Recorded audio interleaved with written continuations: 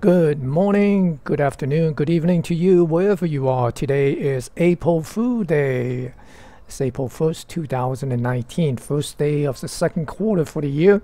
And guess what the market is doing? It popped up on a gap open because of some overnight China news about their sentiment on the PMI.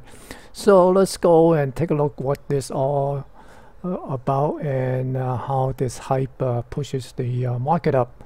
And let's go first take a look at some of these cash market and the future market. The oil is up $1.49, so I guess the dollar is down, and the gold is pulling back again at down 480. Is sitting at 1,293. By the way, the oil is trading at 61.65. And for the cash index, the Dow Jones Industrial is up over 1% or nearly one.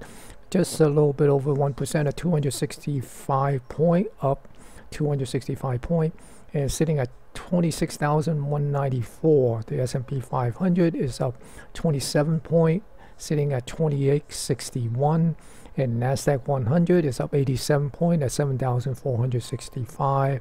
The Russell 2000 is up 10 point at 1,549. And the Nasdaq Composite is up 82 point at 7,811. And the transportation up a whopping 200 point. That's almost 2%, up 207 point at 10,615. So it looks like the transportation is still moving back up. And it's a matter of time for the Dow Jones to the industrial to catch up. So that is the cash market. And looking at the internal, we see the up-down volume ratio.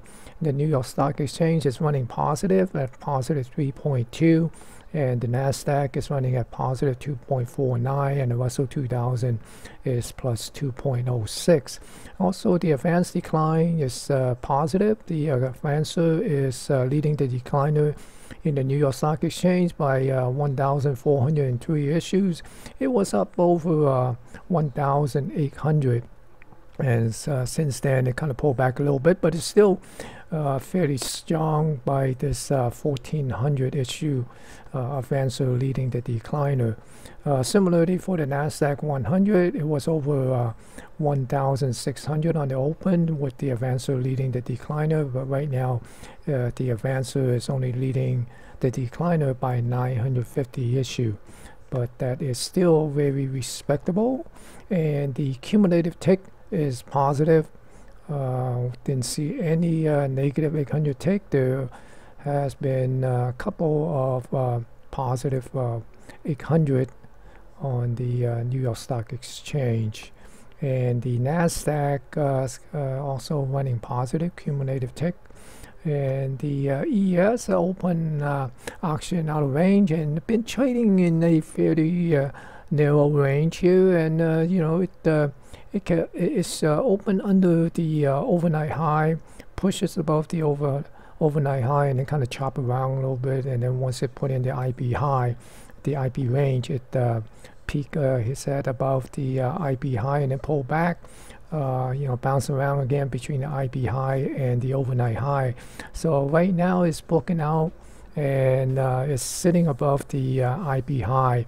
So it's trading at the high of the day. And similarly for the Nasdaq, open auction out of range, came down underneath the you know, open underneath the overnight high. And after it put in the IB range, it took above it and then pulled back, and right now it is trading above the IB high and the overnight high, so it's near the high of the day. So let's go and see what is the daily candlestick is doing on the ES. As you can see here, we been looking at this 2865, and see that it is peaking up above it. Right now it's trading at 2866.25 here. So right now we want to see would it be able to come up close above it and maybe do a little bit of a back test. If it passes this back test, then we're basically looking for the all-time high get being the target for the next move on the upside. But if it cannot stay above it, then basically you're looking at for this thing to pull back down to the low of this channel trend line, possibly break it, and then sell off a little bit and get down to 2736.50 and possibly 2677. All right, so we'll see what kind of hype will this thing pushes the ES. Would it be able to close above the 20x65 or not today? Today it is OpX Monday, so beware, there are games being played. And if you saw one of my tweets from last night that I was talking about looking at the OI, the 284, 285 on the SPY is in play, so they are squeezing those. Okay, so and then once they finish squeezing those, who knows, they might pin it at 284 or 284.50. That's the preliminary guess that I have, but anything could happen, right? So looking at the volume profile, you can see that the volume profile gapped up and came up the 20x65 and pulled back a little bit. But look at the point of control, it's basically up near the 20x65 and pretty much at this level here. So we'll see, would it be able to break through and do a little bit of a back test and push up, or would it just get this last hurrah put up here and fake everybody out at 20x65 and pull back below the 2800. And then looking at the market profile, see the market profile clean up this single print here from way back, the March 21st. It is putting up a pull high right now, so we'll see how that's going to be play out.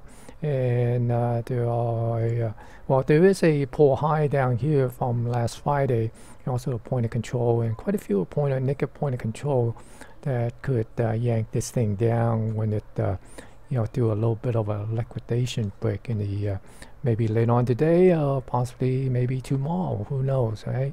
But again, there is a level up above the October 9 naked point of control, and also some single print left behind on October 5th.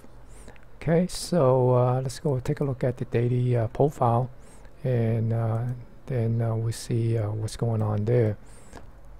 And you can see here is the pull high being printed, and right now it's trading right here. Okay, so we'll see what this pull high get taken out, or it will come back down and wait for another day.